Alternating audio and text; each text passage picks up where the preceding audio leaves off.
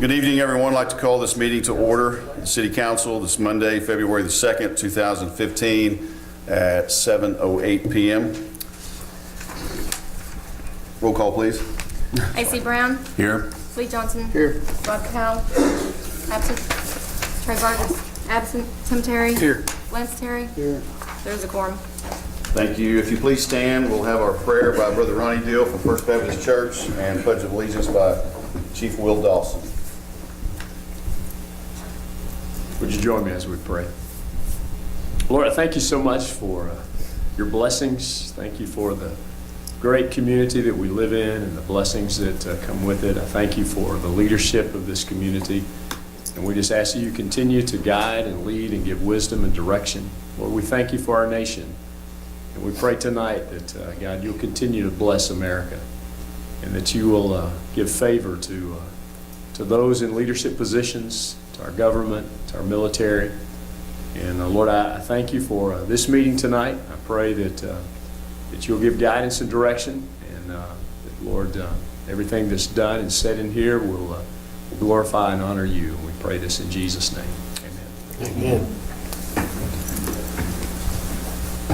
I pledge allegiance to the flag of the United States of America and to the republic for which it stands, one nation, under God, indivisible, with liberty and justice for all. Thank you. Be seated. At this time, I'd like to ask for approval of council for the minutes of the City Council on January the 5th. Also, our special called meetings, January the 8th, January the 20th, and January the 24th. I move that we accept. Second. There's a motion and a second. Mr. Brown. Yes. Dr. Johnson. Yes. Mr. Tim Terry. Yes. Lance Here. Terry. Unanimous? Yeah. Okay, it's unanimous. Thank you. At this time, I'd like to take an opportunity to recognize someone and acknowledge and appreciation of someone in the room tonight that we've missed a couple of months, or we would have done this a while back. I won't call him a young man, but he is a man that has served the community very well and will continue to serve the community as several things, but tonight we want to honor him and give a certificate of appreciation to Mr. Steve Rattery for his dedication and service to the Greenwood Parks Commission and the citizens of Greenwood. So if Mr. Rattery would step forward.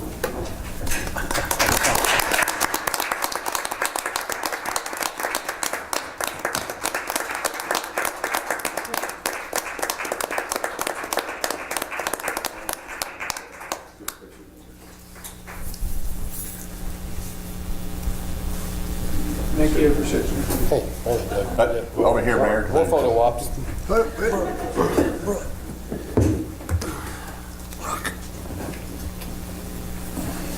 Autograph it. Hey, Charlotte.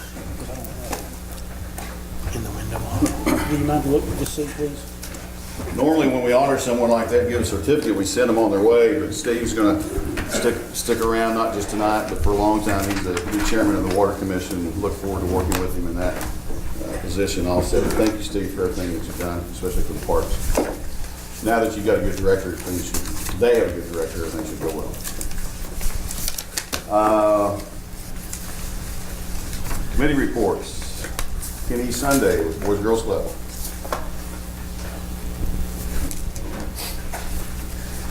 Good evening. I'd like to extend my apologies for not being here last month. Happened to be opening night at basketball. Got a little hectic, and when I looked up, it was already 8 o'clock, so I apologize about that. We're entering our second month of basketball.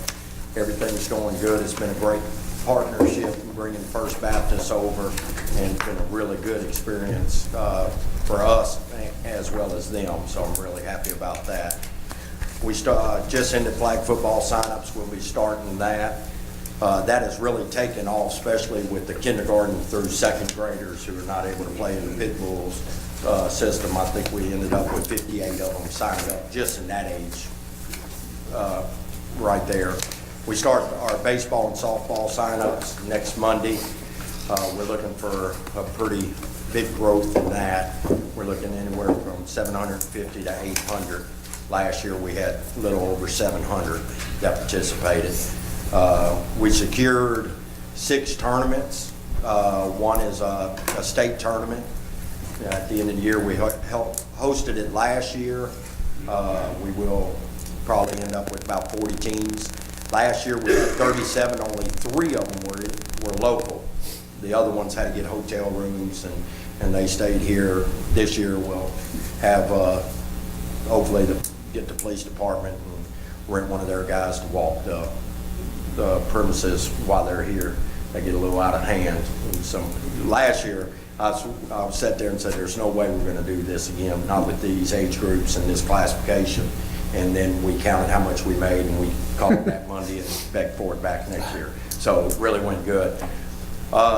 We did get word down from the Boys and Girls Club. We will not be getting funded from them this year on their grants. It's the OJP handed down by the federal government. They go by your community index.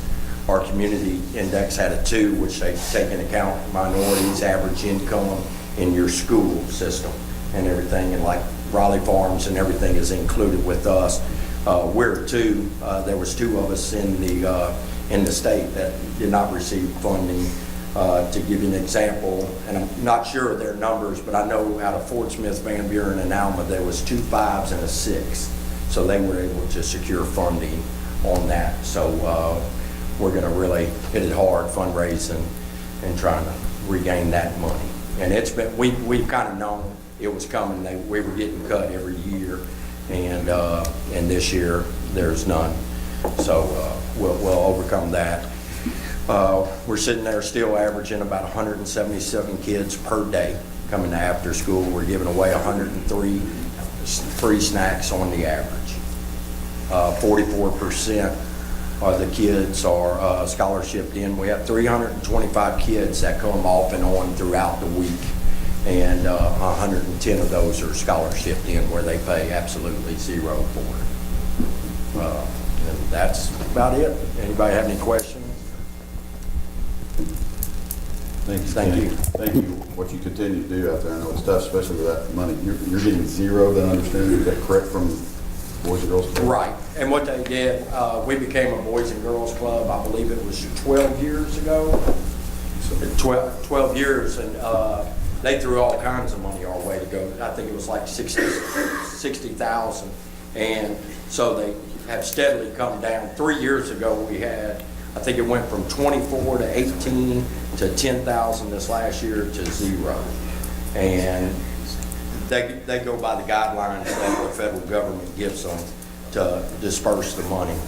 And you know, it's bad for us as a Boys and Girls Club, but it's great for the community because we live in a great community, and our school system does such a good job. But it just hurts us. You know, now we pay them every year. It costs us about $5,700 in dues just to be a member of the Boys and Girls Club. And then, of course, the money that we have to put in to run the programs that, you know, they dictate. So, but it's still a great program. All right, thank you, appreciate you. I'd like to volunteer all the council to come out and referee for you at any given time. Maybe not, maybe later. I'll get with you later on that. Thank you, Kenny. SRC, I think Lisa is not here this evening. Did you want to give that report, Charlotte? Or? No, it just, they should have all the council. Okay, should have council has that. Any questions that I can't answer? Okay. Parks Commission, I think Richard's going to speak on behalf of the chairman, Joe Goldstein, tonight. Mr. Goldstein apologized for not being able to make it this evening. Our Trails Committee has been started back up and reseated again, and we've got Dr. Kay Headley that'll be representing the Parks Commission on that committee. The Eagle Scout project for the new Santa House was approved unanimously by the Commission. Fall Festival at Bell Park, we've changed the date this year. We're going to go to October 3rd, so we'll be moving it up about a month. And there's several reasons for that, weather and conflicts with other events that go on in November.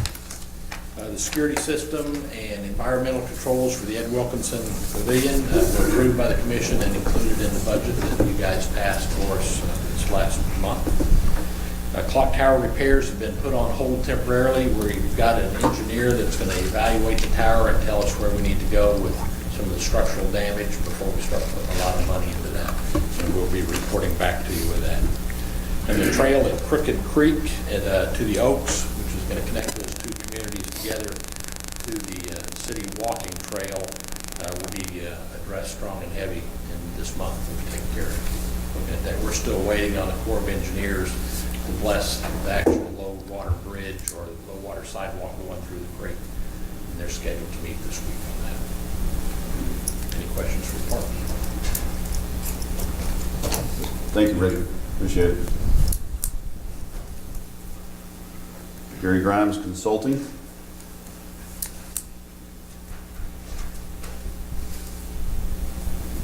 Mayor, Council, Mr. As you know, the legislature is meeting. There are about 220 House bills so far and around 200 Senate bills. I'll just give you some of the examples of bills that would have something to do with the city. On the House side, there's an act for the auditor continuing education of local officials appropriation. Some of these bills, Charlie, you may have taken a look at some of them already. Another to preserve the integrity of executive sessions to ensure that closed meetings held by public entities are conducted lawfully and to amend sections of the Freedom of Information Act. I think, Mike, you and I talked about this one the other day. Act also. Another to amend the law concerning non-consent towing and require cities and counties to regulate certain towing services. I mentioned something, Chief, about that. These are by title only. A lot of the body of these bills are not put together. Some are, but they're long and lengthy, and I'm certainly going to those. Another to amend the Sewer Utility Collection Act and to regulate cooperation between water and sewer utilities and the collection of delinquent sewer bills. To regulate the fairness in bidding practices for construction of publicly funded projects and modify the retainage laws for the state of Arkansas. There are a lot of, even with the change of administration, the legislature acts the same. I mean, it's the same each 2 years, whether we have a change in administration or not. There's just a lot of new faces down there, and a lot of great ideas, a lot of good ideas, and some of those ideas, of course, that will never make it to be law. But each representative, each senator who's elected, newly elected, has their own ideas, and certainly that's the way it should be. So that's kind of where we're at. I kind of wanted Michael to come forward. You got a second, Michael, and let him talk a little bit about all that we did. And Michael and John put this together, and I want to tell you this really has been great. I mean, it just, if you want to speak about it this moment, I thought you really did a good job with this, Michael. Well, I actually can't take too much credit for it. The UCA Center for Community and Design Economic Development is who put the program together for it. We worked with the Economic Commission and you guys to help fund the project. The biggest thing that I got out of it was, we really do live in a good community here in Greenwood. The assessment pointed out our schools being a major player in our community, and we all know that as well. But we also have a good unemployment rate here. Household and per capita income is great, above the state average. And we also have an average home income value, or home value above the average in the state. And then, of course, as far as general education is concerned, for our people 25 and older, we're above average on the state in that area as well. Then, now, of course, they didn't give us all great news on everything, but they did point out some opportunities for improvement, what they called them on some items that we need to look at. And they left us with some next steps, 5 big things that we need to look at as far as improving our community over the next few years. And one is updating the city's website with more information about programs and things going on, and just more information. Developing wayfinding and signage throughout the community. There's some things here that have some good signage, but there's a lot of things that aren't even pointed out. They talked about developing or rebranding our community. Also working with the Chamber of Commerce, developing a business retention and expansion program. And then, of course, working with the Arkansas Economic Development Commission for site sites, building sites, and commercial sites as people come in and want to develop in our area. Again, I appreciate everybody that was here for that, and we've got some additional copies, and I'm working, I sent actually an email today asking if they can provide us a PDF of this so that we can redistribute it by email. You guys may want to get a copy of that. We'll get that out to you just as soon as we can. Really, what I wanted, why I called Michael up was that this has been a good tool for me as a legislature, because this tells people from West Memphis or Arkadelphia or wherever about Greenwood, Arkansas. So it's I think well worth the dollar to spend and well worth the time put in there. And I think you might. Yeah, and we'll definitely be able to take all this information back to the Economic Development Committee and piecemeal out what we need to market to people coming into our community, which is really what we wanted to do. We didn't have anybody on our committee that could just dedicate the time to just gathering all this info, and they were able to come in and do that for us at a really inexpensive rate. So it's going to be a great tool for us. And can we reproduce as many copies of this as we need to? Okay, great. Hey, Gary, you was talking about that legislation for that bidding process. Is it do you really know do you know, is it entail what it's going to be made up of? Not yet. It was by title only, and now this evening, as sure as I say that today, Right. there's more to it. There'll be more, but I'll probably give these to Charlotte. These for copies, and Charlotte will look at those, and I'll watch them, of course, but then you'll have those also. We can pull it up as the body of the bill. Some of these have been engrossed. In other words, some of them have in fact left the House to the Senate, or left the Senate to the House, which have been engrossed on one side and sent to the other. Thank you all. Appreciate it, Gary. Thank you. I would note real quick that the legislation Gary was talking about previously involved, and it's a horrible law that's being proposed. It would, if passed, it would require, when you go into executive session, to make a recording of what occurred in the executive session the following day. You're to turn that over to the prosecuting attorney's office, who will review what happened in executive session and take it from there if he feels that there's been a violation during the executive session. And in essence, what that'll do will just do away with executive sessions. If that's what the law is, all city attorneys are going to say, we're not going to have executive sessions anymore. We'll just do it in public. So if you talk to your representatives, tell them that's a horrible law and not to support it. Well, that's a really good idea, because, you know, when you and I talked about it 2 weeks ago or 10 days ago, I told you that I thought there was very little support. I mean, there still is not a lot of support, but there's more support than I would have thought. There's more people that are supportive of that, which is ridiculous, I think. I would agree with you. But there's more support to it for it than I thought. Yes. I had a gentleman call me, and it just dawned on me that you'd be the guy I need to talk to about it. There's some legislation out there you may or may not know about. It's about fire sprinklers, and it seemed like the way he was telling me that there's legislation going out where they're trying to make it where just your everyday plumber would be able to install that instead of licensed sprinkler installers. In the last legislative session, actually. And the guy was wanting me to try to see where that's at or where that's standing. There was a lot of, obviously the guys that do it for a living that are licensed to Northwest Arkansas Spring, whatever the groups are obviously not for this, and I don't think I would be either, wanting Joe the plumber to put in a fire sprinkler system. But anyway, I was wondering if you knew anything about that, or I really don't, but I'll find that. Appreciate it. Yeah, but it's in the last legislative session, it had no support. I don't know if Charlotte's involved. I was going to give her a call. Seemed like she might be involved in introducing that or have her name on it somewhere. Oh, really? I don't know that for sure, but okay. Okay. If you'll give me that, I'll take a look at it and follow it up. Thank you. Any other questions? Thank you. Thank you, Gary. Michael? Here, I'm gonna pass these out. Pass it down.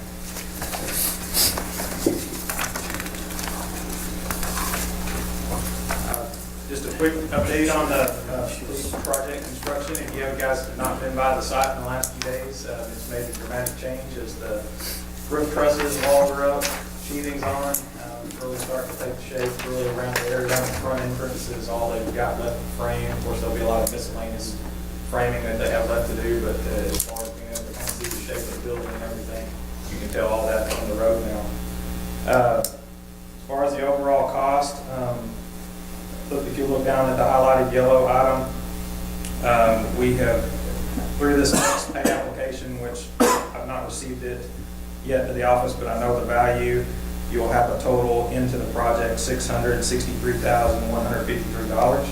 And then overall investment in the entire project is about 1.1 now. Total budget is 2.7, so you're about 1/3 of the way through the project.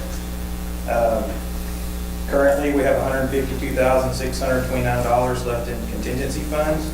And as far, we don't really have any new items that for change orders or anything like that at this time. We talked about some items last time that we've already processed, the blinds, the riprap, the generator, and the changes to the building, the state requirements for the building permit fee. We have sent that information out to the contractor, and they're in the process of getting that paid to the city, and then that'll be reimbursed as part of the change order. In addition to that, I just got it right before I left the office. All of the items due to the IT changes that we worked with the city's IT folks actually was a savings of about $1,280. So we did generate a little money back on that.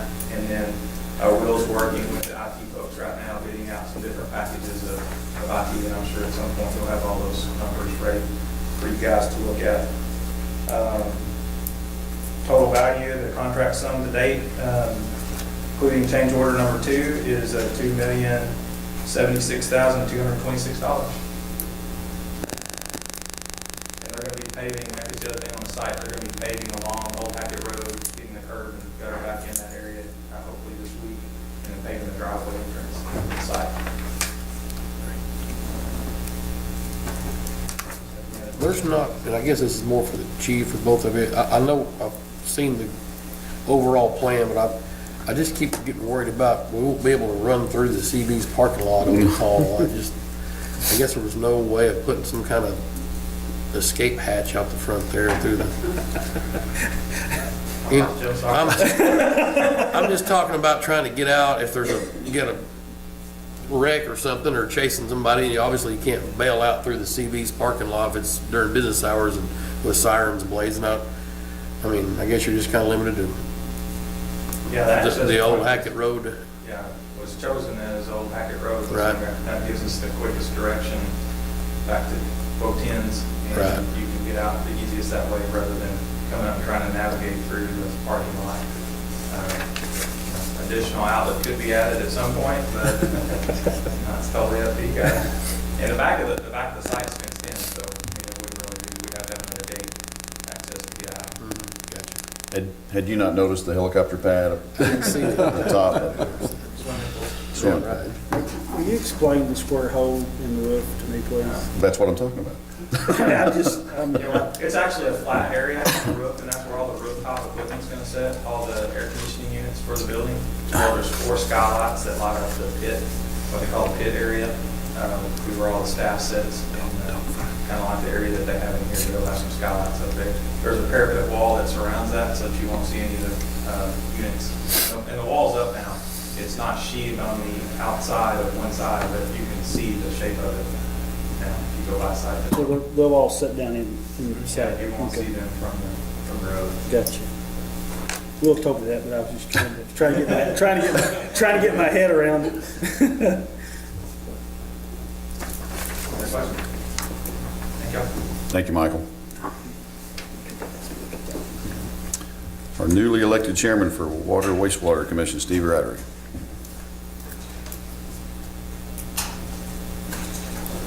Mayor, Council, Water Wastewater Committee met for the first time on January 26th, which was last Monday. Your commissioners are Donnie Smith, John Bailey, Mark Mizell, myself, and Lance Barton. Most of the agenda, 2/3 of the agenda was just housekeeping issues. The first meeting kind of covered the bylaws and stuff like that. There were 2 items on the agenda of interest that we need to start talking about, which was, when it was a committee, we talked about the water tank. We actually have asked Ann to invite Regions Bank back. They did a presentation, I think it was back in April of last year, to try to figure out where we were with the bond and how we were going to recycle that bond and issue, hopefully, a new bond that would encompass the 2 water tanks. And so we'll be bringing that back to you in future meetings. Hopefully, my plan would be to kind of give you a snapshot of the financials of that particular project in March, and then talk a little bit about the project, just to refresh your memory. We are going to have 2 water tanks added to the system, and some miscellaneous pieces that go along with that. So that was really the basis of the meeting. We meet the 4th Monday of the month. We invite you to attend at any time. We'd love to have you there. As far as what's going on right now, we've had a note that in water treatment, Greg's talked about the Solvay system, which takes the trihalomethane out of the water. We've had problems in the past where when we received James Fork water, after it's been sitting for a while, we got high trihalomethane. That's a tough word to say. And what happens with that is we wind up having an issue, a notice to the public. Well, this Solvay system that was installed into the ground storage tanks that went online January 27th will remove those trihalomethanes that are there currently in the water, so that we don't have that issue going forward. We hope it's going to resolve the issue permanently. We won't have any problems with that, but we'll monitor that as we move along, so we're excited about that one. We also had a pre-construction meeting with Goodwin and Goodwin Construction on January 22nd. That is to start that fluoride injection. That was a grant that was given to us, if you guys will remember that, and we're hoping to get started on that this month. Greg and Carl will be working together to try to figure out a notification out to the public, because we want to make sure that the public is aware that fluoride is coming their way. It's not something that we can control. It's a state mandated issue, so we're just going to pass the buck on to the state as we provide that notification. But fluoride will be in your water, hopefully the month of March. We'll see how that goes. But if not, shortly after that, and we'll get those notifications out to the citizens. As far as wastewater is concerned, we're working on easements for Meadowbrook lift station and the Park Heights lift station. And I think those are interchangeable. When it comes to water, Tim, as well as with Sunnyvale, was involved in the meeting, met with Todd Butler, as well as our engineers. And Greg Cross was involved in that as well. That's for that project from Highway 1071.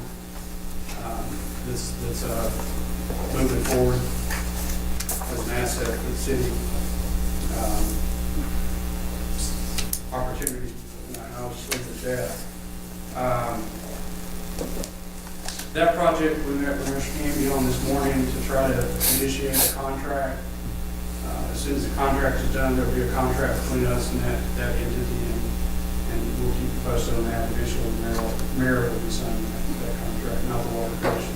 On the advice of the city attorney, it's probably best if you sign a contract. So, and I'm in agreement with that. And then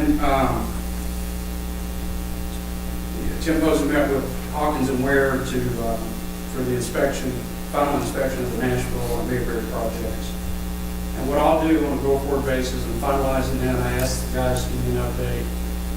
The project list, that we have the dates, status of those projects, and we'll present those to you every month so you have a copy of it and look at all the projects that are active and those that are complete. If you have any questions, I don't answer questions about things we don't update you on, or maybe something specific you want to ask about. Any questions? Well, I don't know, since it's kind of your first day on the job, as far as we're concerned, where are we at as far as sewer, what's the word I'm looking for? The number of sewer, people that can tile into the sewer, or are we tapped out? Are we full strength? No, we can hold up to 25,000. taps. You're talking about wastewater, right? Rate with wastewater. Yeah, our tank, our sewer treatment system holds 25,000, right? I don't know, 25,000, I know right now we've got about 2,800, and we probably just double that. We'll look into that. That number came to me at one point in time, that we could hold up to $25,000, but what, I mean, 25,000 people, but we'll look at that and get you an answer back on it, but we're nowhere near to have that. Well, I had a gentleman talk to me about, knew someone that was thinking about trying to do some subdivision work in town, and he was supposedly told that they wouldn't be able to go through with it because of the sewer. No, I think probably the problems are maybe he doesn't like the cost of maybe the lift station because of where it's located. That could be a challenge with that, but if I can get with you, we'll find out exactly what it is and I'll do some research to find out what the problem is. Okay, yeah. I may have an idea. I was kind of shocked. It's odd that the gentleman that works with me, I believe his son's involved in this deal, and I was not even. Is this project over off of Neighbor possibly? Yeah, maybe. I don't know which way they're gonna come in from. I'm looking. It'd be, I'm thinking like west of Webster, Denver, up on the hill there, behind Davis Fitness Gym, maybe up in Damascus area. We're talking about the same. Okay, all right, yeah, that's, So I think probably they don't like the cost of some of the stuff that they're gonna have to do. It's probably the issue. We're not gonna have that. okay, I know. all right, Any other questions? appreciate it. Hey, Steve, what time's y'all's meetings on? 6 o'clock. We try to keep them to an hour and a half.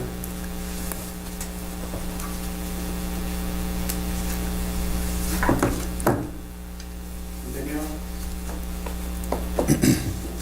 Thanks. Thank you, Steve. Appreciate you. This time, we're at the citizen forum, part of our agenda. No one has signed up this evening, but I'm always kind of careful to make sure that you just didn't get to the sign-in sheet, or if forgot. Is there anyone here that would like to speak, citizen, this evening? Okay, if not, we'll move on to agenda additions. I believe finance has one. Three to add. Three, okay. First one, when we were doing budget, the study sessions, we had talked about doing a landscaping contract for fire stations 1 and 2, and irrigation system and maintenance contract for that. We didn't have dollar amounts, and now we do have an estimated dollar amount, so I need to do a resolution to provide funding for the landscaping, irrigation, and maintenance contract for those 2 stations. That could be item number 4. Oh, I'm sorry, yes, item number 4.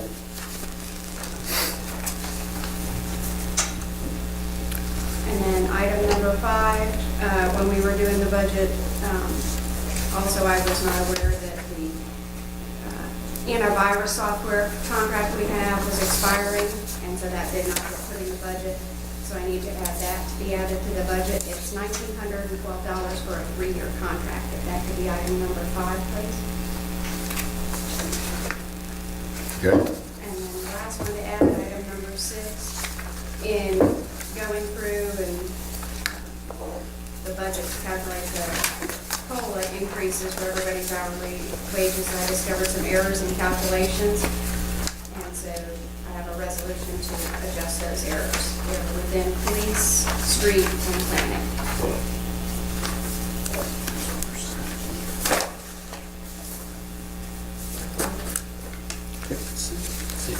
You got 6 now total?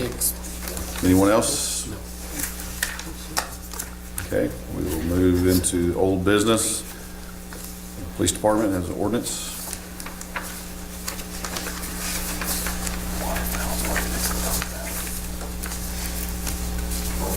I think Ann was here, but when I spoke to the news about the feeding waterfowl issue, I asked them to please put out there if anyone was for or against, in between, whatever come and speak for or against the ordinance, so we knew how the people felt.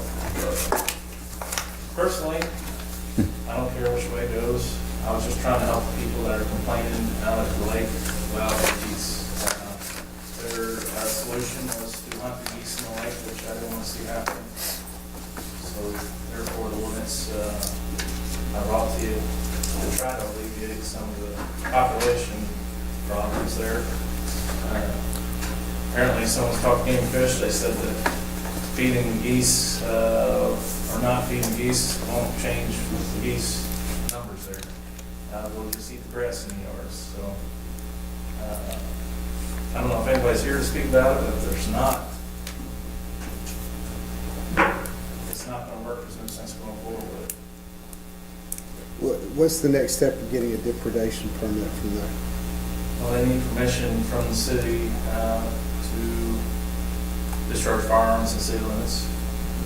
And then they will apply for that permit, which actually isn't through Game and Fish, it's through another agency. I can't remember which one right now, but that's what they will do. There's two of them that want to do that.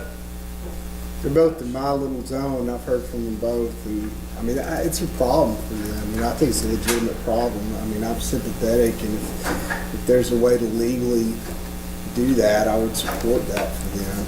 I don't think they would be irresponsible with how they approached it.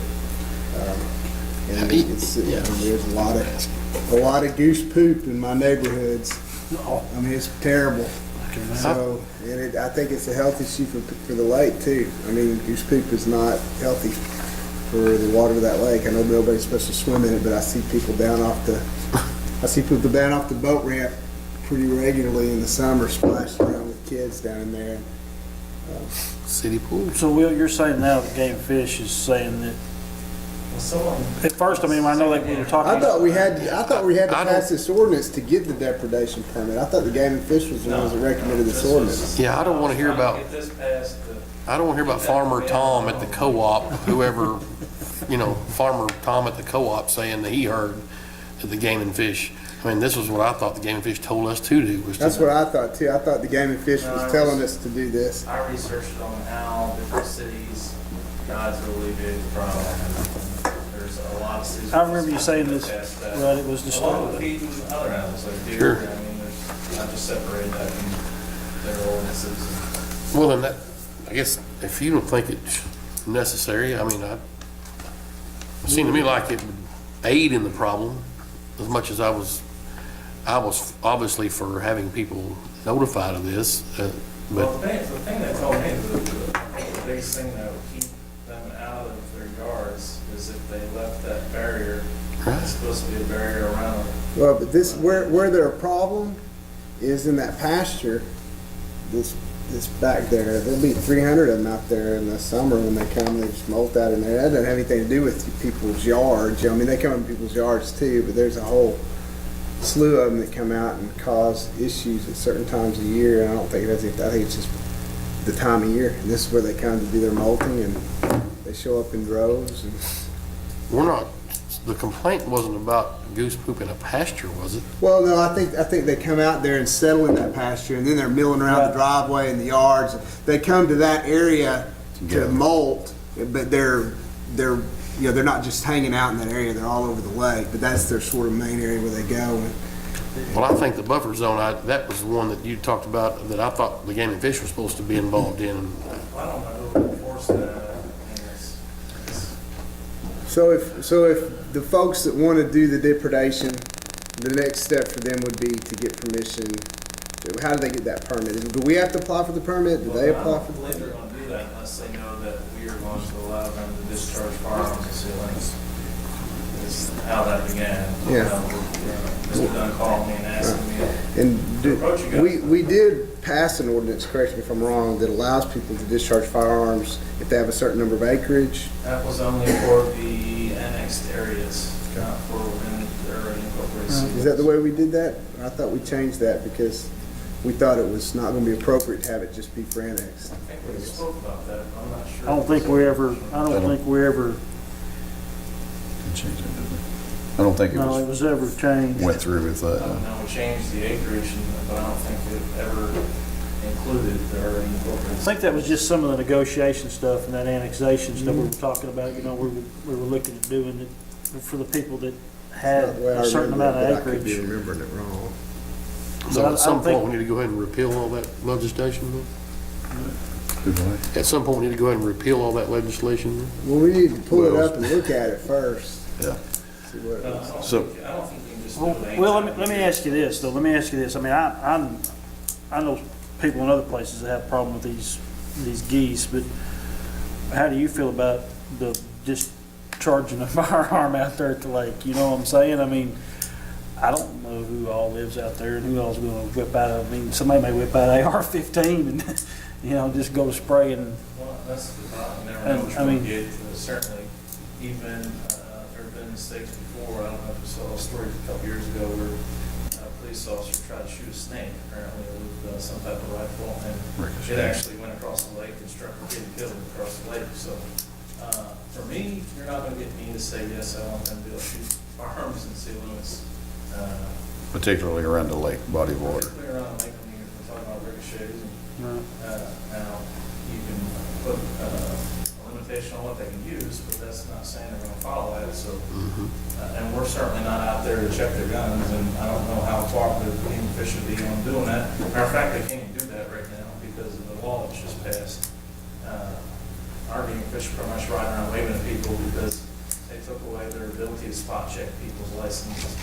So until that's taken care of the court, they can't even go out and check people. So we have no way of checking on people on whether they're using the right calibers and not that I think we would have the ability to get out there and do that. So But a depredation permit is something you apply for. yes. And who do you apply for it to? Is it the Game and Fish or is No. it somebody else?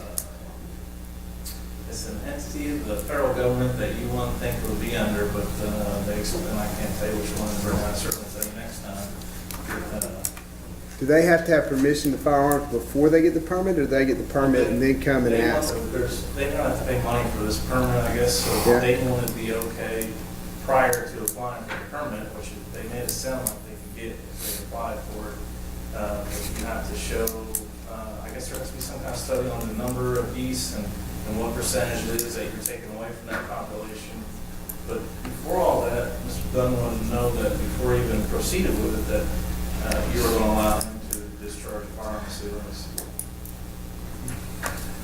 So is this deprivation permit deal, is that something that each individual applies for? Yes. And there was going to be Mr. Dunn and another gentleman that lives just up the road. So the only So- people that could fire arms would be the people that applied for it. And it would be for a certain time frame or for a, Yes. So, and if they were- Number of geese. so it'd say like, okay, on July 3rd, you can go out and shoot 30 geese. And then you're done. That's the only day you can shoot geese. Right, I think it's still, I believe. So it's not like somebody's gonna be out there just firing arms anytime. This is a controlled area, controlled time. It's like one of these urban hunts with bow and arrow. It's a limited time frame. You have to go through a Yes. special application And process. I mean, I would believe that it would still fall, I would think it would fall on migratory bird season, and they would have to use steel shot just like with, you know, and it'd have to be a shotgun. I can assume that I I mean- wouldn't see them go in a different direction Yeah. just because it's application permit. Would this be something that we would have to, I mean, like I said, we'd have to have them, give them the okay to discharge the firearm in the city limits, right? That's the key to the whole deal. Well, there's other ways to get rid of them. You can trap them and poison them, or I don't know, there's other things besides, right? Correct? You mentioned that. You can go to the egg nest site and destroy the eggs. It's one of the ways that There they you go. do the depredation permit, which I don't know how many nest locations there would be on that lake. Well, I mean, you know, I feel like I have to represent my constituents, and I am getting, this is something people are talking to me about, and so I feel like I have to bring it forward, and I think it is a problem, and I don't know of a better way to fix the problem than a depredation permit and a thinning of the, I mean, if you relocate them, those birds, these are not migratory. I don't believe they're migratory. I think these are birds that are just living in the area. They're living on the lake, they're living at the river, they're hanging out in this area. April, then they're not. I think it's probably the time, and obviously, they come down when it gets cold up north, so as it gets And I warmer, do they think it represents a health risk to the people that are around that lake and the water. And part of that. So I would support the idea of giving these guys permission if it's a limited thing and it's not gonna, I wouldn't want to have a situation where it was just, hey, goose season, everybody open fire, But if it's single individuals proving that, you know, they've got whatever they'd have to go through to say, you know, if we're gonna say, okay, it's just it's just shotguns only, and you gotta have a hunter safety card and whatever else you wanna I wouldn't say. assume that only be on their property. Would that be something though, if we're gonna give them the authority to I mean, they'd have to register with something with the city? Yeah, we still, I mean, just because we gave them that authority doesn't mean they're gonna get the depredation permit. They still gotta go through the process of applying. And I don't know that we're officially giving them, is it us, Mike, who would give them that permission? I mean, is that something we can do as a council? What's the legalities of that? If somebody, what's the cart before the horse? Do they have to get the depredation permit first and then come to us? You would have to authorize firearm within the city, discharging firearms within the city limits, and then that is regulated through the Game and Fish, so you would have to get it from them. He's saying it's not even the Game and Fish that does the depredation permits. And can we give an individual the right to do that as opposed to just making it anybody? I mean, how does that work? Game and Fish doesn't issue those permits. It's not the tobacco firearms protection. That's who issues them. I talked a little while today, I've been all over Rocky. We're from the different areas, but we've got geese everywhere. And I can't take them more. So I came here to see what y'all are doing. So maybe We're trying to figure out what to do. You know, it's a hard issue. I mean, I think it's a problem. I think figuring out how to fix the problem's difficult. We try the usual things, obviously, they give them the things that are pretty much like bottle rockets and everything that Game and Fish has said to try, they've tried, and it certainly hasn't alleviated the problem. How about, if I make a suggestion for, if council would be willing to, and maybe work through Will and whoever else, and maybe these folks, what area are you from, if I may? Sure, like, Okay. If you've talked to a lot of people, I think we're kind of batting around a lot of things that I certainly have no idea about. The only thing I know about a wild goose chase is that's what my mama used to tell me I was doing. I still don't know what that is. So we're not professionals, I don't think, by any means, and nobody knows how to get rid of them. So I would encourage, through Chief, to get Game and Fish, anybody else. Gary may know somebody or some organization to come and educate the citizens, that we could put on a forum here at City Hall and for those citizens that are, and I know that's just talk, but unless you're talking to somebody that knows how to do it, we could, you know, I'd recommend turning my dogs loose out there, but they're not going to want. vegetable oil on the next. Yeah, I've heard that. I've heard lots of things. So I think we need to get some education. And you have not, I am just now in the process. Last year, like, driven me, Nah. well, I've driven everybody crazy with these. So whenever y'all have this, I thought, no, I'm gonna see what y'all are doing. I mean, that's what I'd like to do, councils. I mean, it's not going to fix anything. I'm sorry? I've got hundreds out there. Okay. And we've got like 3 acres right there on the water, and they're wanting us to put up a buffer, but we have a beautiful place, and I don't want it, and I don't want 4 feet of grass out there. I want Right. manicure, you know, and I got little birds. There's I don't want geese destroying my property. Sure. So, I've even, you know, and the difference in this and a golf course, which golf courses have ways they turn a dog loose and they bring the dog back and they shoo them for the day, and that's their, but we can't do this in people's yards. So, I mean, I think we're just kind of going around in circles a little bit. Maybe not. I don't have an answer. Well, That'd be okay with I would council be in to favor of passing the feeding ordinance. I mean, The it's not gonna hurt. non-feeding? Yeah, I mean, so what are we doing? This is the second reading or the third reading? Be sure you do know you're Second, not I'm allowing your sorry, child that's not on to there. feed a duck. So I'll make a motion, we put it on for second reading by title only. Did you hear me? I'm kind of joking, but I'm kind of not. Well, and that's what I was thinking No, too. it says waterfowl, and there's the definition of waterfowl. You're talking ducks and, I've heard some say, you know, what is, yeah, you know, and I mean, when you go out there and see that, you know, you can see definitely that they have a complaint, you know, but then what's a complaint for some is, you know, not a complaint for others, you know, around there, you know, and because they're not experiencing the same thing that Sure. somebody just Over the across. neighbor's yard. But that's not any Yeah. different than, I don't like to mow my yard because I like the natural look. But it still affects your neighbor. You still gotta mow your yard. Just because you like to have the geese in your yard getting fed, if it affects your neighbor, it's a problem. So, I mean, Well, and I just but they were just kind of looking at it just like at deer woods, though. I mean, you know, there's some people love the deer in their yard, and some people say that, I you know, haven't they're had a anybody nuisance complaining to me that the deer are a nuisance, yeah. and stuff. Well, I've heard some people Couple complain years about ago, their. yeah. Well, this ordinance lists Greenwood City Lake specifically in here, and The reason for that, Greenwood City. researching those ordinances, if you get the same problem that Shadow Lake has, or not Shadow Lake, McNollan has out there, then if that problem is on our water system, feces in the water can have detrimental effect on our drinking source there. So that's why I added that now instead of, if we're gonna do it, just add that in now. Not that I see a lot of people out there feeding geese, but if we're gonna do it, might as well include that also. And I don't know what Greg would say about that. I don't know if he knows if that had an effect of that. It was through research.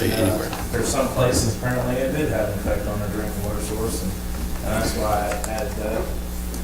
it doesn't mention Jack Nolan anywhere. I didn't know if you wanted to or didn't, or just Any water foul within the book, I think it's just the whole. just within the city. in the city limits, any water. But again, look at your, and I'm, look at the definition of waterfowl, make sure that that's what you want to do, because that's, if a code enforcement officer is going to enforce this and he goes out and there's a child feeding a duck, according to this ordinance, he can be fined $50. It's not a common Rockwellian scene that I've seen in Greenwood. It could happen, I guess. After today, I can tell you anything can happen. Well, I'll make a motion, we put it on for reading by, second reading by title only. Have a motion? And Chief, did I hear you say though that you've seen or heard reports that they say sometimes this doesn't even, feeding or not feeding, really doesn't really have that much of an impact? Someone told me that they spoke to game fishermen, and that's what they said. Obviously, someone's done on research. There's not cities across the United States that have that ordinance. It makes some sense to me, and of course, what you feed waterfowl also can be not so healthy for the waterfowl also, for that ordinance. I think bread's bad for them or something, but that's what you see everybody feeding them. But if you look into it, you find that some of the things people feed the waterfowl aren't good for them. It's not healthy for the waterfowl. So maybe we should make them feed them more bread. There you go. We have a motion on the floor. Well, I would still like to get more information on this, For second reading by title only. That's right. about this deprivation rule and everything, but in light of that, yeah. I would second the motion if we put it on, obviously, by title only for first reading, and then we'll let it go through the course. The second reading. So it's a second reading? Yeah. We have a motion, a second. Title only, second reading. Tim, second. Sure. Mr. Brown? Yes. Dr. Hook? Yes. Dr. Johnson? I didn't get it out. Sorry. Tim Terry? Yes. Cliff Terry? Yes. It's unanimous. An ordinance regulating the feeding of waterfowl in the city of Greenwood and for other purposes.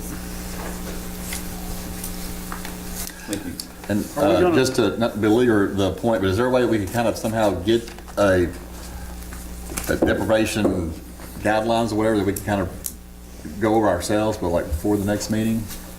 Mr. Grant? We just sent this to you, but the feds have put out what you should know about federal migratory bird permits, things like that. So we sent that to William. And let's look, There is some information on a lot of it. I'm sure you read up on a lot of it. I've got names, numbers, Yeah. everything else, like, by God, he is. I've been blue, I'm at Blue Water. Probably the city, when I would think, probably the city would be more allowing there to be firearms discharge than anything else. The feds would have to make the call about. Yeah, I think if I understood it right, they have to come in and examine your area and go, yeah, you got a problem. It's not just like anybody can say. And then once they've said you've got a problem, then you can say, okay, here's how we're going to address the problem. I think the same thing happens with all the farmers over in eastern Arkansas too, because they have so many crops destroyed over there that they have to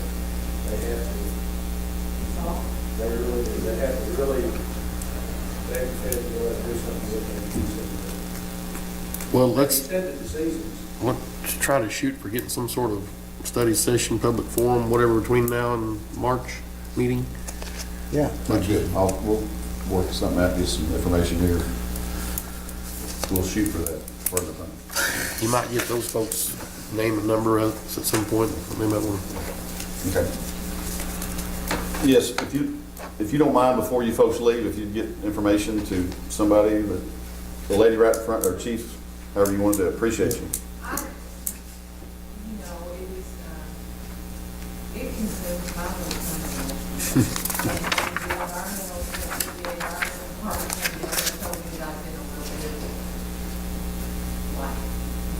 watched on because I had done such a good job keeping off the property, and they were telling me that all trained shepherds were basically where this is going to go down, you're going to have to get a dog. We went into that, Labrador retrievers, trained, and I've done every kind of, I'm shooting Roman candles out right now, and bird bangers, and I'm sure everybody out there will like this on nuts, but I can't stand it. You know, it's driving me. I'm sorry. Nope, you're But fine. if I can help y'all, I will. Thank you. And y'all can help me too. so. Appreciate it. Thank you. Any further discussion on that? New business. Mr. Councilman Powell is not here this evening. Did someone else want to take that role of appointment of Mayor Pro Tem? He's not here, so maybe we should appoint him. Ooh. Is the way it works? I'm sorry? Try to schedule that. Well, I think before we schedule it, somebody needs to look and see, I mean, you have, whoever needs to be appointed to kind of look into what information we have. Like, we schedule it this week, well, there may not be any information to give us, so Gary, maybe you get with Brooke and once y'all got some information. Or give that to share. Chief. We'll give it to Chief and, okay.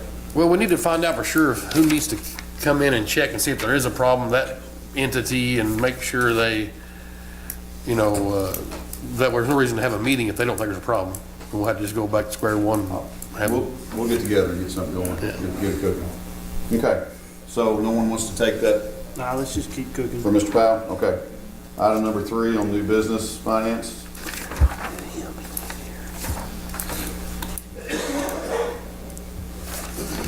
This is a resolution to authorize the city to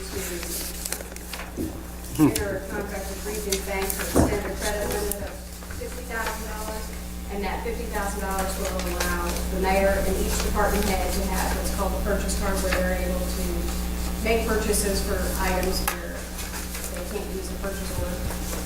Like if they want to make hotel reservations, or they need to go shopping at Walmart, or Sam's or something, to get office supplies, so on and so forth. And then the mayor will set the limit with them. These limits can be, if they have a one-time expenditure, like in the situation where Chief had to buy the smart board, we could have upped his limit to the $10,000, so he could have purchased that just for the day for him to make that one purchase and then lower it back down. So it is something that can be closely monitored. We can look daily at reports to make sure it's not abused. Where does this clash with, we have limits set on what can be spent and what has to be put out for bids, and what the mayor's, The mayor has talked about setting a $2,500 limit per department head.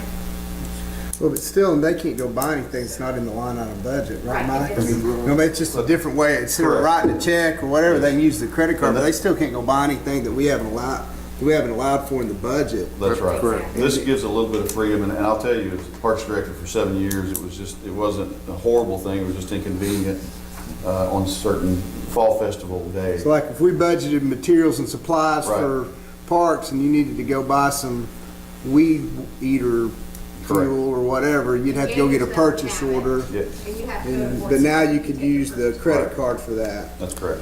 Purchase card. So each department have one instead of just having one like we used to have. That card would Right. still be within that I'll card. just keep that one and I'll use Right. that And one. each department head would have a purchase card with either $25 limit, or we may look at departments. But if they've got something like. They still I do know- a PO too. on Right, but if they purchase. need something more, they can come to you and discuss Correct. what it is, and if they need to use it, then, But that's really what I'd like to see is an initial, I guess, cap, but then at your discretion, Mayor, if you need to, raise it for like a one-time event or something like that. Temporary, raise it for a day, a week, a month. Yeah, the cap overall is the amount, 50, It's 50,000, and that's for all departments. all nine. And you will be the one monitoring those credit card They'll send me reports? reports that every time a purchase is made, I'll get an email.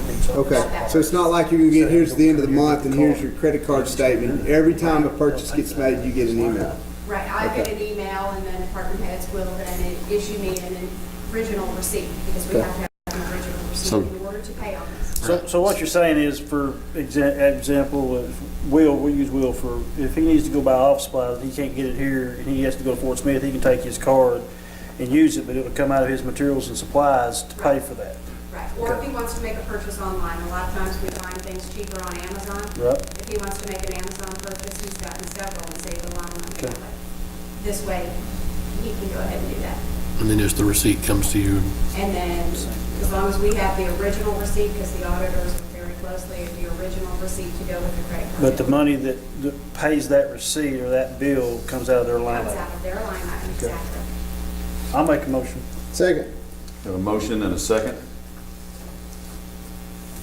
Mr. Brown? Yes. Dr. Johnson? Yes. Tim Terry? Yes. Lance Terry? Yes. Unanimous. And then item number 4 is a resolution to amend the fire fund budget. We had talked about, as I said, landscaping and irrigation system at both stations 1 and station 2, and then a maintenance contract. The estimated cost for landscaping at station 1 is $2,220, and this is before tax. Estimated landscaping at station 2 is $750. Irrigation system at station 1 is estimated at $950. Station 2 at $275. And then the maintenance contract for station 1 is estimated at $1,650, and station 2 is $855. So after taxes, it should be around $7,500. That's a very close estimation, I feel. And a lot of that's just a one-time shot. The only Well, thing the that, landscaping and the irrigation are one-time shot. The maintenance contract, I believe, will pay that monthly, but it can be paid upfront as well. that the price she has is a year of maintenance. 1 year. And I guess y'all checked on Station 2 and it really needs it badly. It didn't look like it's that bad when I looked back. I didn't get out and comb the area. Look, my deal is you got all the nice homes out that way, and then that thing's got weeds in it, stalls my head during the summertime, and Joe and them, I mean, they do the mowing, but they don't keep up with the mowing like they should, so, Which is actually the Parks Department now, but right. So, And station 2 is about and, 2,300. now, was the stuff for City Hall, did it get put in there also? I mean, was it taken? you had already, 6,500 for. that's already in. Okay, I did, We had that. Yes. okay, That, okay. and by the way, while you're there, if it's okay now, I apologize for our mess out front, if you haven't noticed. I met with Greg Cave and who's the local landscaper here in town, above and beyond, and Joe Manus, and Joe came down yesterday, Saturday and Sunday, and removed all the landscaping that we needed to remove with Greg's working out what we could leave, what we should leave, and what's gonna make it look nice. Gonna replace a lot of those big crepe myrtles that were just too bad shape and too big and all that sort of thing with knockout rows. But anyway, apologize for the mess, but yes, that's what's going. And this price may actually go down a little bit, certainly won't go over whatever you approve, because Greg was not able to combine it all for one price, but when he gets it all done, plus Joe's removing of those shrubs is gonna help on the labor, so. Did that answer your question? Yeah, I just couldn't remember if we got it in the, Yeah, the original amount for City Hall is already in. The okay. landscaping, the irrigation, and the maintenance contract. Right. And that maintenance contract involves going out and weeding the flower beds and keeping everything up. And That's then we've correct. got the flowers. And on planting seasonal flowers, like you see at First Baptist, they'll come in and plant annuals, come back. It Fantastic. should look nice from now on, so. And I want to make a statement real quick. The landscaping here at City Hall was done by an Eagle Scout years ago, and they did a great job, but we've outgrown it, literally, but we will always remember that, and there's, he is honored out here, I think, with a plaque, so it wasn't, no intention of taking anything down that was done in the past, but it needed to be done, so. Well, now this isn't going to include mowing of the premises. No, it is not, it's no mowing. That is just the maintenance of the new, of the flower, of the beds. That maintenance, that does not include any. So it makes two guys. No, it won't. Gotcha. Well, Mayor, Do what? I said the mowing may still get out of hand I if said this, no, you know. no. No, no, it will not. Oh, okay. I'll make a motion, we approve this Back to the green shirt. resolution amending the budget. Second. Have a motion and a second. Mr. Brown? Yes. Dr. Johnson? Yes. Ms. Terry? Yes. Ms. Terry? Yes. It's unanimous. Okay, and next resolution is within the general fund to renew our Sophos antivirus protection software. The total is $1,912.67. We need to increase line item 60510, information technology, and funding is available on 10200 cash and bank general. I move that we approve this resolution. Second. Motion and a second. Mr. Brown? Yes. Dr. Johnson? Yes. Ms. Terry? Yes. Ms. Terry? Yes. Unanimous. Okay, and the last resolution was that in going through the COLA, calculating the new hourly rate on employees, that discovered some calculation errors within the budget. Within the police fund, it had, under the chief's salary, it had calculated holiday pay twice. So we need to remove that. And within the officers, there were 2 officers that the calculations were incorrect. It wasn't based on the actual 2014 salary. So for police, we need to transfer the $2,771.18 from salaries chief to salaries officers laborers, and then $85.96 from cash in bank to salaries officers as well. And then within the street fund, for the department head, we had that $780 commuter rule, and that was accidentally calculated within his salary, so there was additional funding there, and then there were some salaries down below, 2 salaries that were not calculated correctly, for a total of $3,017.05, of which $793.65 can come from salaries supervisor, 2 salaries officers, laborers, and the remaining $2,223.40 can come from 10200 cash and bank. And then within planning, the department head salary was short by $531.66. A formula or calculation from last year's, the beginning wage was incorrect. And that can come from 10200 cash and bank to increase salary supervisor.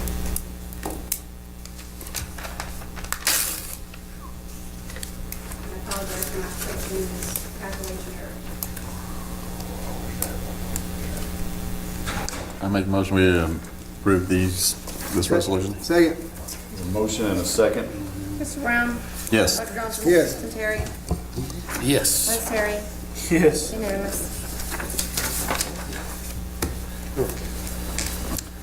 We will go right into department reports and questions from council. We have several department heads out tonight, but we'll go ahead and start with Ann. Should have just kept you up, I guess. I'm sorry. Finance Department.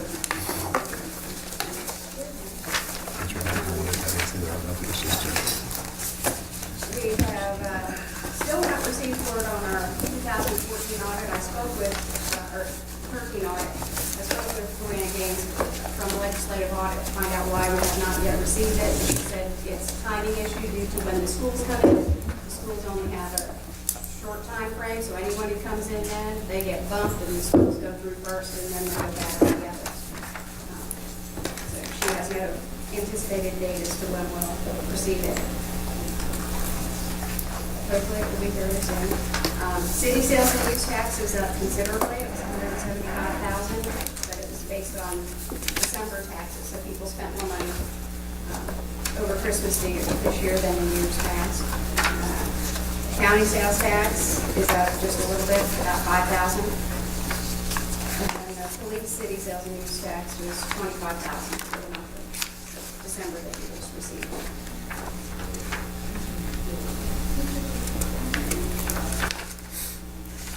And I was wondering, after you get these corrections, you know, with the salaries, was that when we'll get a an updated budget? Okay.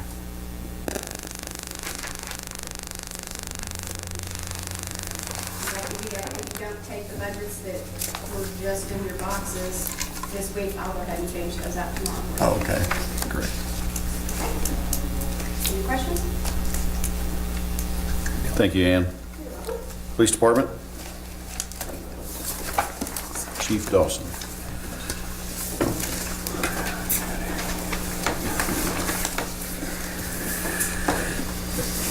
Mayor and council. I'll let them find out.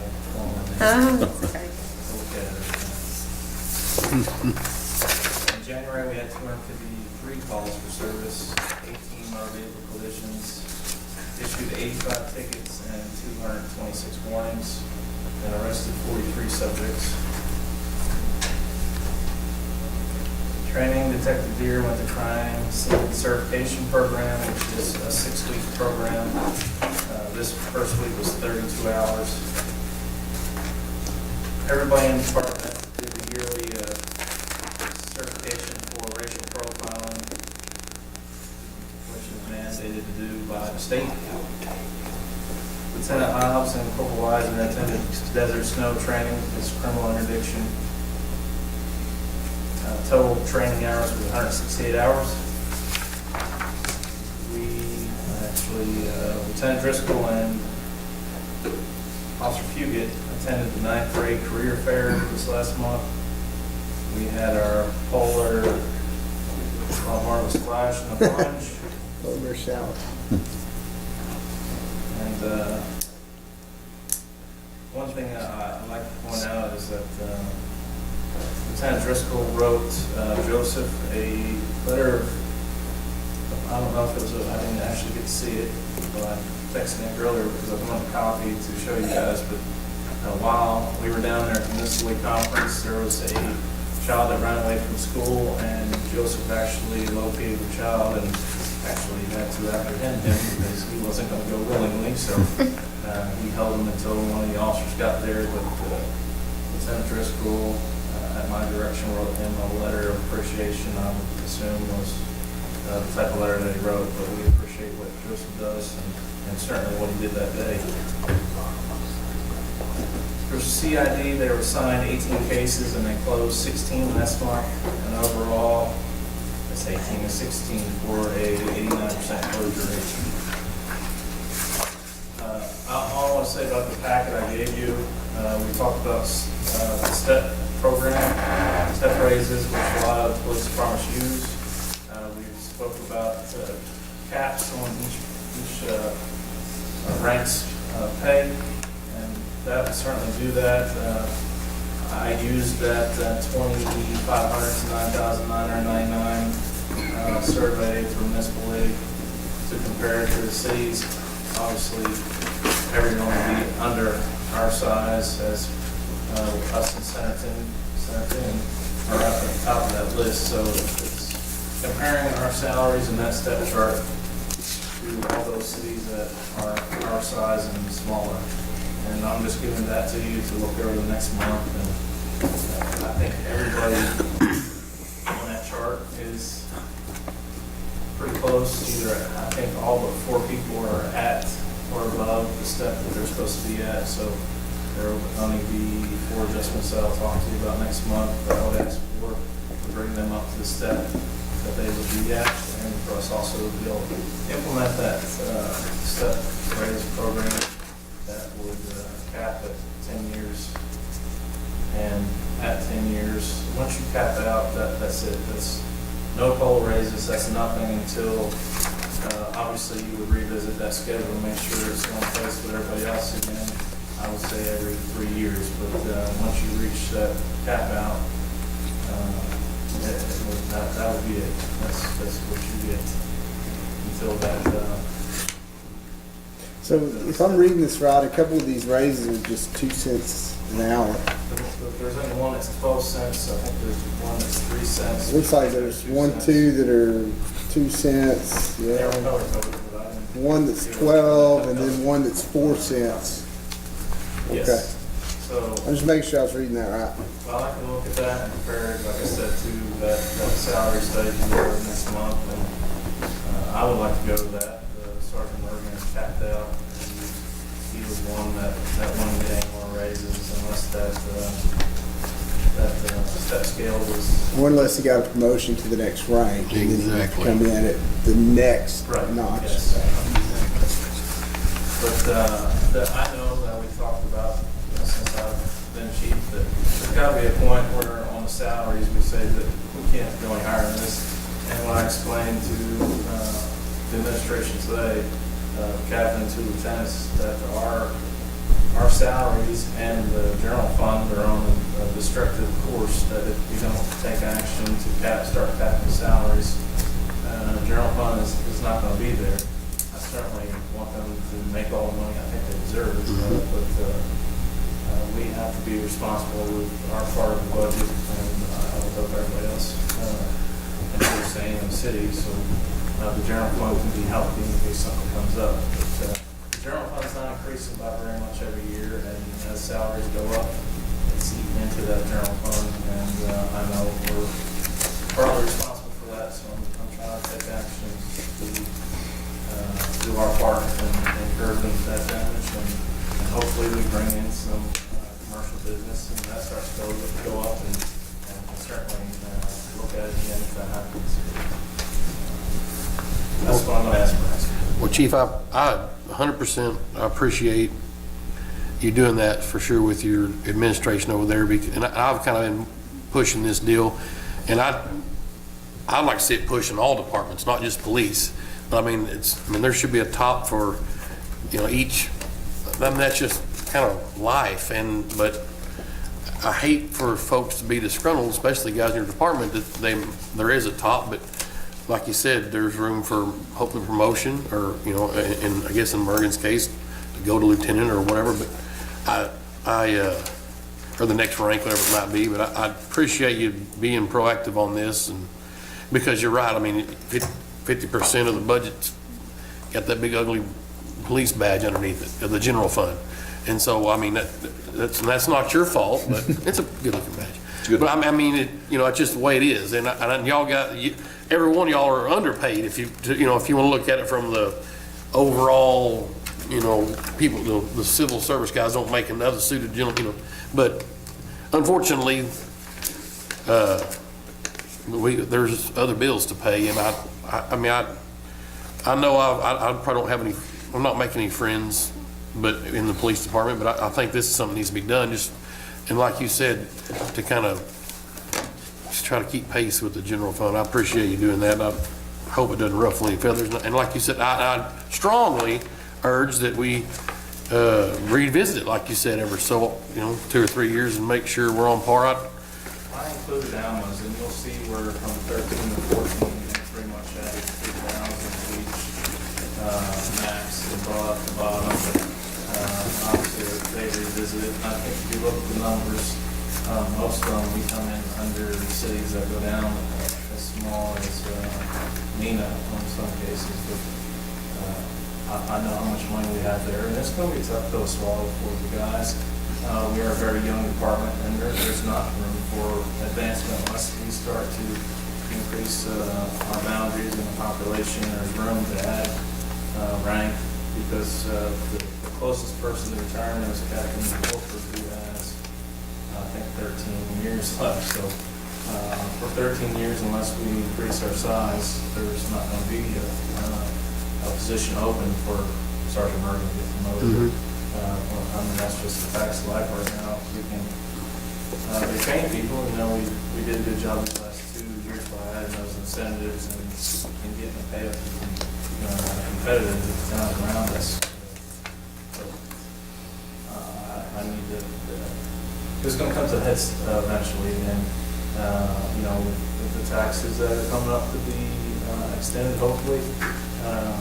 If they don't get extended, we have to be prepared for that. And I think everyone can see will take a hit if that taxes aren't renewed for fire, streets, and parks. So it's going to be tough pill to swallow, but I'm already upset now, so I might as well just get it out of the way this year, I guess. I think, and I sat down, like I said, with Catherine, two lieutenants, explained to them and showed them the numbers, because I worked on that 5 hours yesterday, just trying to find numbers and called around the police department state, talked to those chiefs, and know that we are comparable to cities our size, where we're at right now, where that pay scale is. So I think as long as I can sit down and explain it to them, they may not be happy, but we're all happy that we have jobs, we have insurance, and it's a good place to work. So if they want to be here, I guess they'll stay. But I know that obviously we're burdened on the general fund, and like I said, unless we start bringing in more business commercial-wise, there's got to be a limit and a cap. So that's what that does, and you guys approve it. Where does all your, you've got your incentive or merit pay in there for schooling, degree work? I mean, what would you do as far as that stuff goes? So that's still there. I mean, that's, if you look, the maximum, I put maximums in, or maximum average and then maximums in there for the cities that are smaller than us, to show you that we're actually, that pay scale is under what the cities that have smaller population are for us. But when you add in those incentives, if they take the time to go get the degrees, which we want to do, they still have the opportunity to make that money added to not added to it, but one-time thing every year for the degree pay that'll help them pay back their loans if they're for it. And certainly it'll give them a reason to keep getting their certificates for different levels of law enforcement. And if they stay here, obviously there's a longevity of 10, 15, 20 years. So there's incentives in there, and that's why I'm going to explain to the news that we didn't take out the incentives. We took out what I like to call performance bonus more than incentives, because the incentives are in there for them to make more money if they take the time to apply for these certifications and get the training that they need and have to include, a college English to get some higher levels of certificates.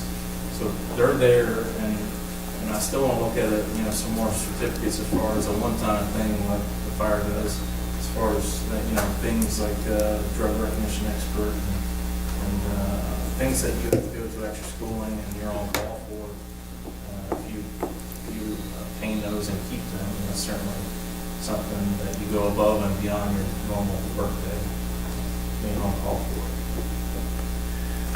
The reason I ask that is because when you got the step 10 here and you say they're tapped out at, we'll just say the corporal's at 38,880 is what, according to your top sheet here. And so, but even on that, in the 11th year that he makes that same pay again, he would still be able to get the degree pay and the merit, whatever if he's got training. I think that would help ease the pain, I guess. There's some departments too, and I just haven't explored that yet, but to come up with a number, like enforcement's number is 10 years. If you've been there 10, you haven't yet got promoted to corporal, which isn't a supervisory position.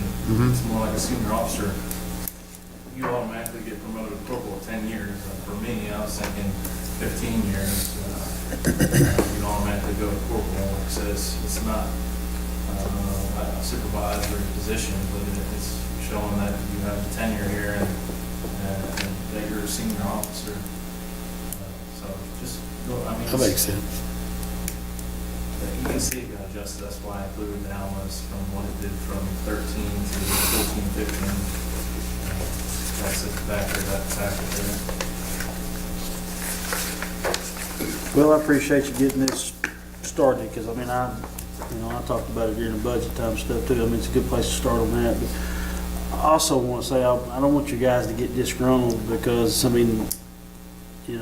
know it stinks, but like you say, it's somewhere along the line we're going to have to start holding back some of that stuff. And you realize it. That's the beauty of it. You realize it, and I'm going to speak. I'm not going to really, but we've always been pretty gracious with you guys. If you need something, generally you can get it. So that's why I just want to remember. We're not giving up on anybody. It's just somewhere along the line, we kind of have to draw the line in the sand for a little while. And like you said, a couple of years from now, we may be able to come back and adjust all that stuff. So, but I appreciate you doing this. That's what we're looking for, and I appreciate it a bunch. I told them, I mean, it's either that or it's going to be to the point where you have to lay off people to supplement the raises, and we certainly don't want to do that with what we have in place. I think it's important to have people in school and places that they would have to come from to cover patrol if you start to lose officers. So, we don't want to do that. They understood, of course, they're making a lot more money than what the other people have to explain that to. But, I mean, all I have to do is show them the numbers that I've included there, and through that research I've been doing to see what other people are making, to see that we're where we need to be. People do different ways of doing their steps. Some people do a fast step program where you're capped out. Van Buren is every 6 months for, I think it's 7 steps, so you're actually capped out on 7 steps. Senator and I talked to today, and they're capped out, I think, in 3 steps. So you go up real fast, I guess, to try to keep them here, but I don't know if that's the path that I want to take. I like to see it over the 10 years and just adjust, look at adjusting every 3 years if they use it. There's got to be a path. We can't keep going if they're going to be out of proportion with everything else. Thanks, Chief. Thank you. Thank you, Chief. Appreciate it. Chief Bryan, Fire Department.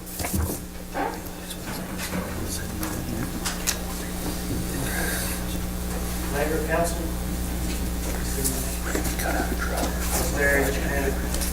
Fire Department Chief of Duties for January 2015.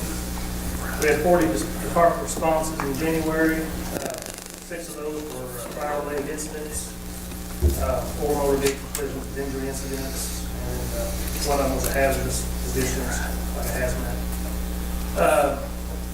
We've got Arkansas Fire Academy Officer 1 training coming up. It's an 80-hour class, and we're requiring all of our officers that are eligible to take that class. It's going to be 5 weekends at a time. Well, they're not going to be happy with me, but it's part of trying to meet NFPA requirements that will help with ISO. I will say that's one thing we didn't have, so that will be a positive on the ISO coming up. But big commitment. It's just hard. It's hard for me out here at home. You're never here. My son said that earlier in the week. Dad's never home, but some of this stuff we have to do the training on. And I know some of the guys are not going to be happy about it, but that's happening. So we don't have time during the week. So, but they don't drive too much. A lot of guys like doing it, but it is a long class, and it's going to be a lot of hours. Fire prevention public relations. As all of you know, we've improved to ISO 4. That'll be effective May 1st. We will get a packet that'll come in and say where we've improved and where we can improve. I'd like to see us get better than that. I can tell you that Station 3 is always, that's the little thing that they asked for last time that we didn't have in there. And so, that's somewhere we've improved. I'll be anxious to see on the water side on what it was, because I thought Tim had so many improvements to the system since last time that it was going to lock us up even more on the rating. So I'll be anxious to see what it is, where they went and took the test sites and stuff, because I don't know, I thought we were going to improve more than that, but 4's good.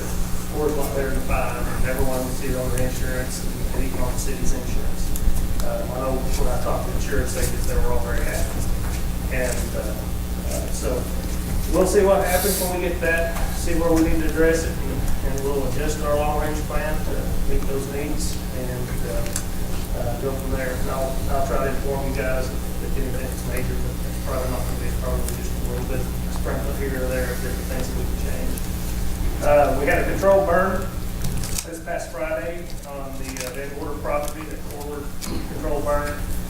While we were at it, Parks Department asked us to go over to the Oaks stormwater detention pond and do a burn there. And so we did. Well, we had state forestry here. You know me, I'm always trying to get training credits, so we turned it into a FireWise project for our FireWise award we get every year. And videotape the first burn, you go to the website, and there's a link to YouTube if you watch the whole part of the burn. It's pretty cool. He had asked if he could film, and always kind of hesitant on something like that, but I thought he'd go ahead because he can do what he wants to. I mean, there's no way I can control him to do that, but it ended up being something pretty neat to see. And if you watch it, you can see how fast, even though the conditions that day were great for burning, you see how fast fire moves. So it had been the day before where we had that we had planned on burning. We ended up with 20 mile an hour gusts, 25 mile an hour winds. That stuff we got right out really quick. Also, we assisted with polar bear plunge, provided cold water, and Richard helped with that, so I was grateful for Richard to be down there and helping with the tower. Fire marshal duties, so we had inspections, Joe's Italian Grill, Jim Reynolds Outdoors Building, Road Fire Practice, Depot Building, and All-State Building. All those buildings were required to put the Knox lock on, going in and make sure that we state fire code. And what's nice is people are starting to get used to it now. They're looking at it just friends, and they're like, come on in and tell me what I need. And so it is getting easier. Grants are the assistant firefighter grant submittal was for the training facility we made. I don't know when we're going to hear on it. They have to get finished with last year's grant cycle first, and there's no telling when it's going to get finished. The administration we have now seems like everything falls back almost a full year when it should be on getting grants, so it may be a while before we hear on that. On our equipment, I may be coming to you. I contacted my Casco rep. They work on our Cascade system. They said they had somebody interested in our old system, and I have no idea how to price them from 1994. But it's probably a Tigo company still using low pressure, and I got to figure out exactly what we need to do to, if we can sell it, and how we have any responsibility for it if we do. But it's always good to have something like that where we can do something with it on the Cascade system. Station 1 edition, scheduled to meet with MHG later this week, and we'll be discussing that, try to get the ball rolling on that, so we can get that done before the end of the year. Do you have any questions? Mike, is there any problem with us selling our low pressure Cascade system? Any problem what? If we're trying to sell our low pressure Cascade system to some other entity that might. You can sell it, you just can't give it away. Okay. I would assume that need council approval for it. Yeah. We'll see if I get some prices on that. I would rather sell the Casco than sell to the people, so they take responsibility for the final sale, but I don't know if that's possible or not, but it is sitting over the gathering dust. It's in the way. We thought we might use it in the future, but we've gone so far into the high pressure stuff with everything we have that we'll probably never use it. Well, and another thing, if it's an entity that, if it's whatever Possum Hollow Rural Fire Department, they might need it, give it to them for $1. One of them kind of deals, what I'm saying. Maybe something we'd want to be good stewards of the Brotherhood of Firemen and stuff. Well, he contacted me on it, and I'll find out exactly. It's going to take a lot of work to get the thing back going, so we'll try to put some money into it. We'll see. Otherwise, just glad we got the ISO 4. That puts us back up ahead of everybody again around us, and we're going to, as soon as we get that, he actually told me that anytime we make a change, I can contact him. We're going to get graded every 3 years, whether we want to or not. That's the new regulations. But if we make a major change, we can contact them, and they'll go ahead and approve that. If they see it's going to make a difference, and they'll wrap in. It's kind of nice, because if you make a big change, you can call them, and if they see it's a big change, they'll just make the change on ISO where you can instead of waiting for 5 years. And so, I think we really make it. What do you think? Thank you, Chief. Appreciate you, and congratulations on that ISO rating. I think that's awesome. Obviously, done a lot of work to get there, so appreciate you. That is all the department head reports. I believe Joe Manus is not here tonight, but I do want to tell you that, and Councilman Powell's not here to hear it. I know he would be more interested, or as interested as anybody, but Joe and I met with engineer from Hawkins and Weir and did a tour, I guess if you will, of Denver Street regarding the project that was mentioned in the budget study sessions and then also he is in that, the engineer called back and got information from Sonny, our planning, our ordinances, street modification ordinances and all that sort of stuff. So we're moving forward in that area to get back with you and get some prices for that possible project.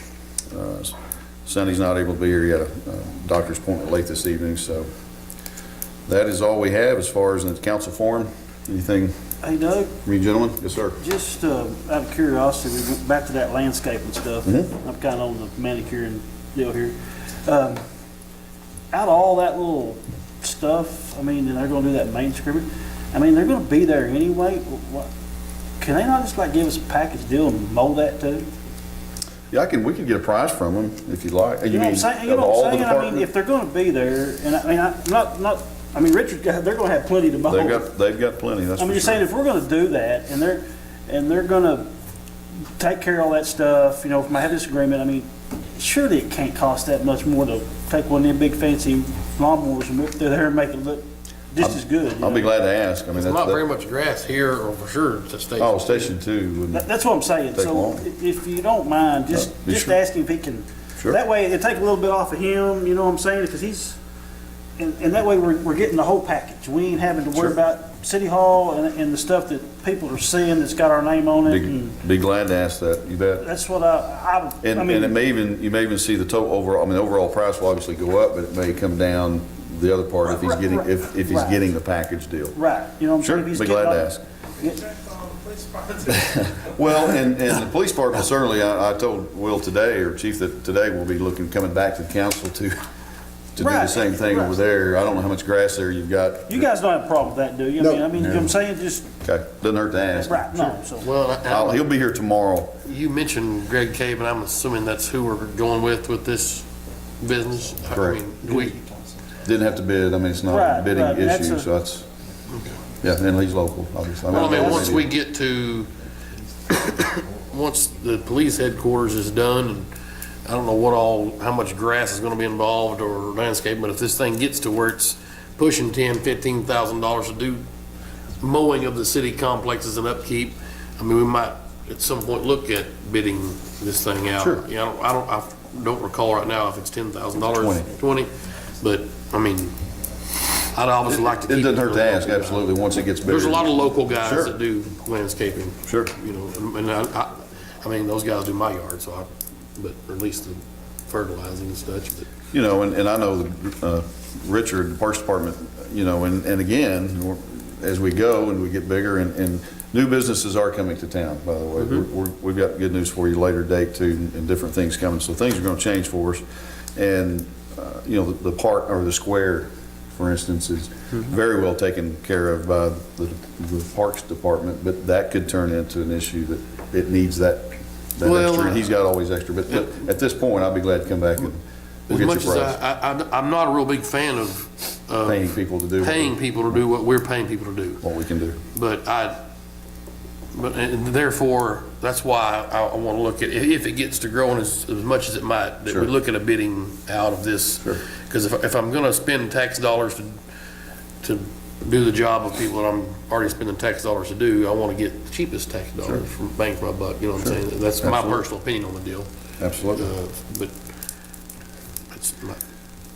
I have a couple other council forum issues, but go ahead. Okay, well, I was just gonna say one thing, it's your time, but what Chief was touching on, what he gave you, that information, I know that you guys appreciate that, and I appreciate him doing that.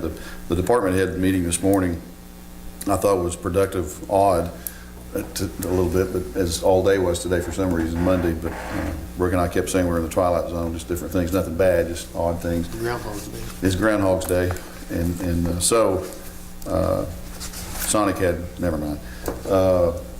I want to say that we as the city, we as all the department heads started today as day number one to work on next year's budget. I want the council to know that we're going to work real hard between now and next, what I call budget season. We're going to be ready. We're going to have everything in a row as much as we can. And I know that's not always a perfect thing. We can't ever have everything perfect, but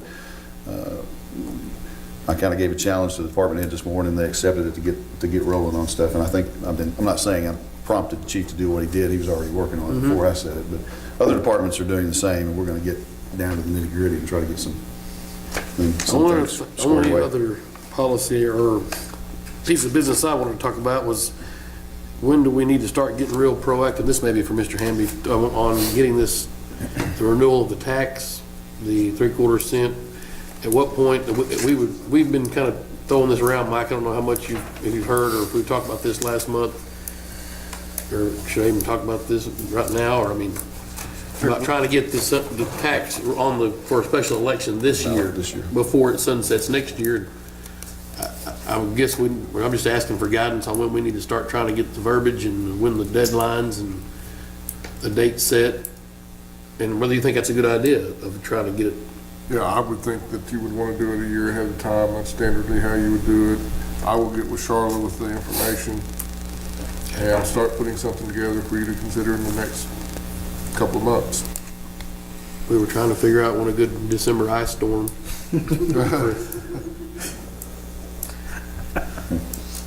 For a date. Yeah.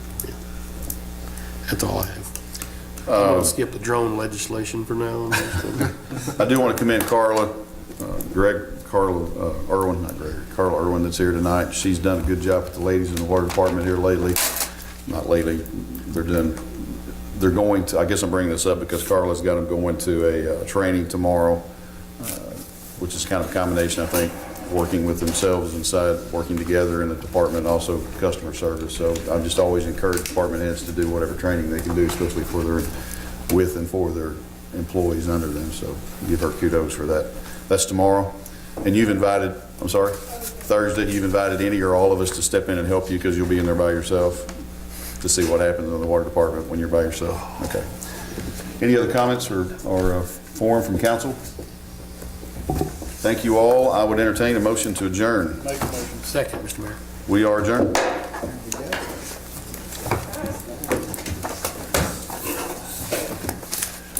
Mike, I'm sorry.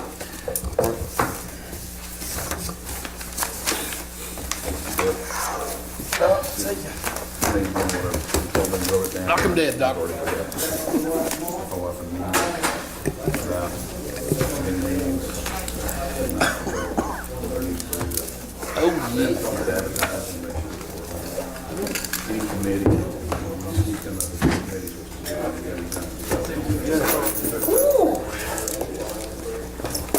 We understand we're supposed to, right, Charles? All these meetings, whether the commissions. Over the years, I've got. So it's on my shoulder.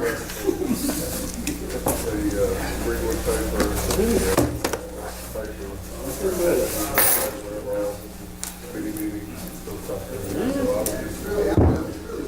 This is outstanding. This particular one, I'm not trying to get out of my email. That's what somebody asked me for. We were at, Chairman by Chairman Michael.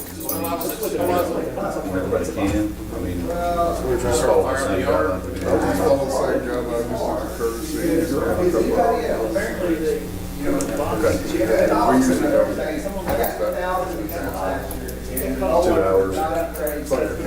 Yep. Well, I'll do it before that. Well, I mean, that's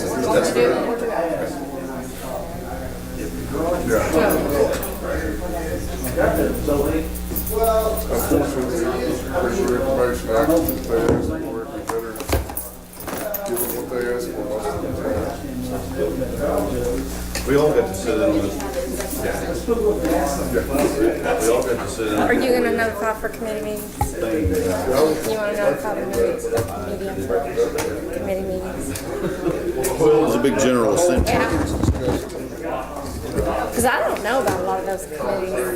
I mean, commission, take minutes. I know they have them, but I don't know. I mean, as long as I know them, I can notify. I just don't want, I want it to be consistent. Like, you do them all, or I do them all. You do one or two, I do the rest. You just want to do that one. How do you communicate? You can't communicate. Okay. Yeah, you put that in his box.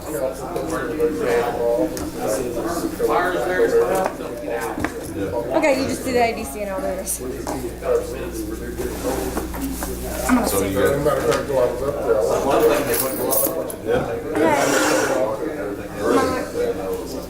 supposed to, board your window, you like to play. Is it sufficient to ask the Greenwood Democrat to publish that those committee meetings are once a month for certain ones of them, and that's sufficient notice?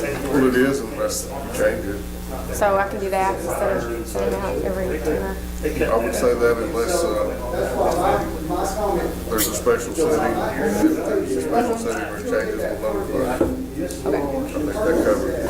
talking to the commission also, all. Committee. Or just committee, commission, whatever. I do have a commission because I have an agenda that I set agenda that I send out. Yeah, I want to. You heard his deal in there, didn't you? Yeah. I know what he said. That'd be Clayton Day. I'm trying to get, I've got a call in. No, I don't have a call in. I'll just hope, or maybe it's not going to call. With her about that one. I've been in contact with these folks.